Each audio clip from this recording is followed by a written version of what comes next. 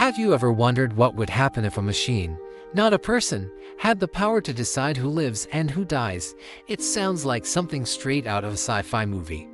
But it's a question we need to start asking right now, as artificial intelligence becomes more and more a part of our daily lives. We're handing over control in ways we never imagined, but are we ready for AI to make the ultimate call? Let's start with something we're already seeing: autonomous cars. Picture this: a self-driving car is cruising down the street. Suddenly, a group of kids darts into the road.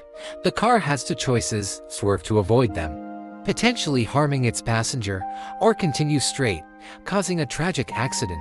How does it decide? Who programmed that decision? Is it based on the number of people, their age? This isn't just a hypothetical problem. It's a real ethical challenge that engineers are facing today.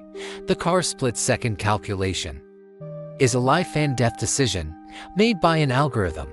Now, let's take it a step further. Imagine AI in our hospitals. In a crisis, like a pandemic, resources like ventilators or hospital beds might be scarce. An AI system could be tasked with allocating these resources. It could analyze patient data, age, health history, chance of survival, and decide who gets a bed and who doesn't. On one hand, an AI could be incredibly efficient and impartial, free from the emotional exhaustion a human doctor might feel. It could make the logical choice to save the most lives possible. But what does logical even mean in this context? An AI's logic is built on data, and that data comes from us, from our flawed, biased world. If historical data shows that certain communities have had less access to healthcare, an AI might learn to deprioritize them, reinforcing existing inequalities without any malicious intent.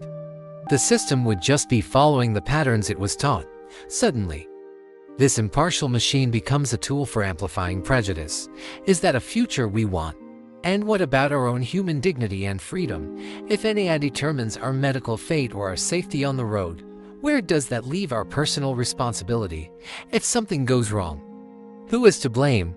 The programmer, the company that built the AI itself?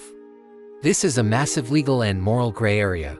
When we hand over these critical decisions, we risk losing a fundamental part of what it means to be human: the ability to make moral judgments, to show compassion, and to take responsibility for our actions.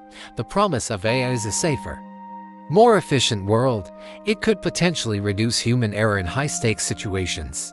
But the risk is creating a system that operates without a true understanding of human values, of empathy, of the sanctity of life. The challenge isn't just about building smarter machines. It's about embedding our deepest ethical principles into the code itself. We need to have a global conversation about the rules and regulations that will govern these powerful technologies before they start making decisions for us. So, will AI lead us to a fairer future? Or will it create new, unimaginable moral crises? The answer isn't simple, and it depends on the choices we make today. We are at a crossroads, and it's up to all of us to steer the future of AI in a direction that respects and protects human life. What are your thoughts on this?